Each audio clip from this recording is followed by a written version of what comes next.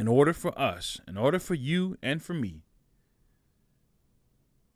to reach our fullest potential, the first thing I had to do with this podcast, and which I'm still doing, is reframe your mindset. Reframe your thinking about you. Have you ever looked in the mirror before and said to yourself, ugh? Yeah, have you ever done that before? Have you looked in the mirror and said things about yourself that were unkind? Things about yourself that actually are not true?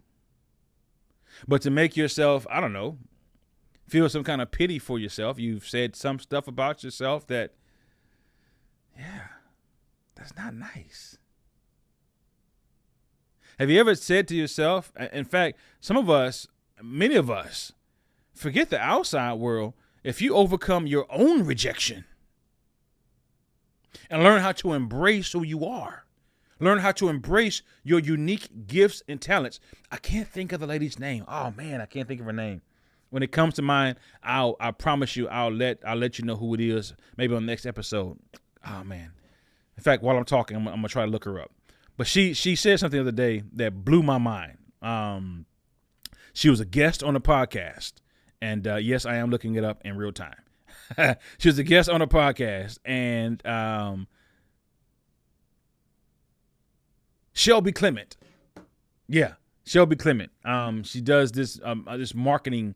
She has a marketing company, and she does these huge events where she brings in speakers and does all kinds of things, wonderful things. She's from my home state. She's from Covington, Louisiana, actually. But she talked about the fact that we sell ourselves short when you don't put out a message or a podcast because you don't have a haircut. You got other issues. You don't want to give somebody a positive message that you were born to give them because your nails aren't done today. You don't want to get on the camera. And listen, I am not judging you at all. I had to overcome that myself. Oh, you're not a certain weight? You look 20 pounds heavier on camera, and you're not going to give this message that you've been given to give to the world because of external challenges? Please. I'm not saying the external challenges are fake. I'm not saying that they are not real. I'm saying they should not stop you. Rewind that. I'll say it again. I'm not saying the external challenges are not real. I'm not saying that you aren't overweight. You very well, I'm overweight. All right? I'm not saying that your hair isn't cut. Those things might be real. I'm not saying you don't have hangnail. Right? I'm not saying those things aren't a reality. They very well may be your reality, but what also is your reality is the purpose for which you were born. All those things I just mentioned, you may be struggling. Listen, you may be going through your own. Have you ever? This is the wildest thing for me, that I've been prompted to give a message about something I haven't even overcome yet. I've been prompted to give people hope about stuff that I'm like, man, listen. I remember one time I talked to a group of guys. And I told you all last episode. If you didn't hear it, go back to episode 49. But I grew up when I was born. And shout out, man, my dad, like my dad is that dude, right? But my biological father was not around, right, when I was born. And one of the things that really is interesting, because I meet a lot of young black men, black boys in my work across this country who are fatherless. A lot of them. I mean, I'm talking about hundreds every year, right?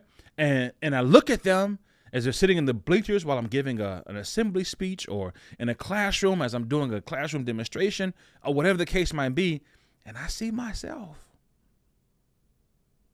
And for the life of me, I couldn't understand why I've been placed in front of these young men who were struggling with what I was also struggling with, and that was pain from the absence, even though I had my pops with me. I love him to death.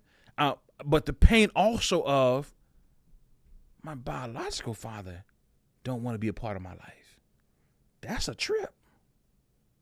And me having a son now, I'm saying to myself, ain't no way in the world. For me, I can't fathom it. I don't know circumstances. I don't, no people have adult issues. I get all that. I understand that. Trust me. But she ain't gonna stop me from connecting with my boy. I said to myself, man, why do I feel compelled to tell these boys to do something I haven't done yet? And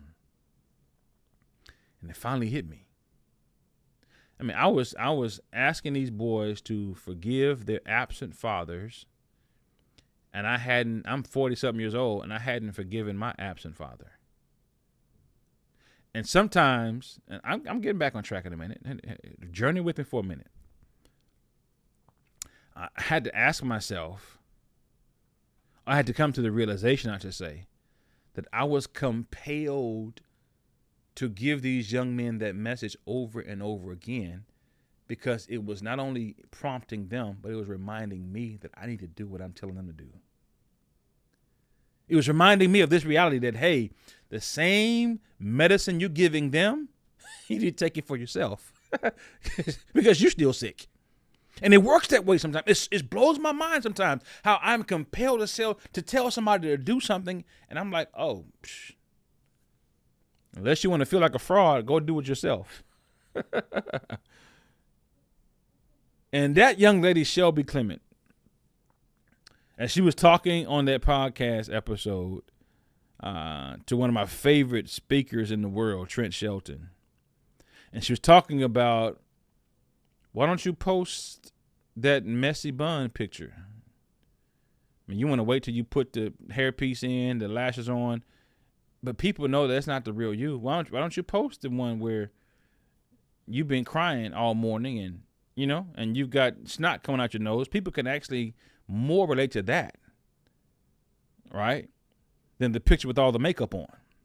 People can better relate to, I'm not saying that you should stay overweight. I'm not saying that at all. But it's funny how on that journey, you don't want to document that, forgetting that people can actually identify better with that struggle than, the six-pack you. You want to get the six-pack, right? But first you got the beer belly to deal with, right? And you forget that people actually want to come along with you, right, on that journey, but you want to show the pristine, sanitized version. And on this podcast journey, man, have I had some hiccups. 50 episodes, man, have I had some episodes I've come in here, have tired. I would say 40% of the time, I actually didn't want to be on camera. But I made a commitment that there's somebody on the other side of this camera, there's somebody on the other side of this speaker, there's somebody on Spotify, Apple, YouTube, there's somebody listening or viewing that needs to hear the message I've been given to deliver. So I had to overcome me. There's a book a gentleman wrote, and I can't recommend the book because I never read it, right? So the title just stood out to me. It was called World War Me. I don't know why I never read it. It's been about 20 years since I saw that title. I can't tell you why I didn't read the book, but I never read the book, so I'm not endorsing or I'm not saying anything negative or bad about it, or negative or positive about it. I don't know. But the title stuck out. Because every day I wake up, it's World War Me. It's me versus me. I'm battling the person I'm looking at in the mirror. I'm just trying to become better than I was yesterday. And if there's something I've shared through these 50 episodes that have been of benefit to you, I'm inviting you to write down in the comments, man. Sometimes every now and again, you want to hear that, hey, man, maybe there's one sentence I said, one phrase, one word that has been of benefit to you, that has enlightened you, that has helped you along the way, right? I want to hear it. And that kind of reminds me of the fact that, hey, this thing is not in vain. So the first person to get to 50 episodes I had to overcome was myself. And the second thing I had to do, and I'm done, I'm not going to be as long as the other ones, I had to learn how to set realistic goals. You know, you first come out the gate, man, it's like, oh, I'm gonna have 10,000 subscribers by the next month, and I'm gonna have all these listeners around the globe, right? And it's a real transparent moment. Sometimes you set these lofty goals, and then your work behind it doesn't match up. I got these lofty goals, and you don't want to sit down and write the proper thumbnail. You don't want to write the proper title. You don't want to put, not write the proper thumbnail. You don't want to pay the money to get the nice thumbnail done, or write the caption that's going to be captivating. Why are you going to get these followers, Eugene? How are you going to touch these lives, Eugene? If you don't do what it takes to let them know that, hey, I got something over here that could benefit you. If I don't take the time to sit down and be like, you know what? Let me take 20 minutes out of my day. I mean, we got all kind of opportunities now with technology to sit down, and they got these prompts for AI and chat. I mean, there's no excuse. I don't use those things, right, just yet, right, for certain things in my business and in my communication process. But what I'm saying is, you got to set realistic goals, and then set yourself up to go after them in a way that reflects that you're serious about that goal.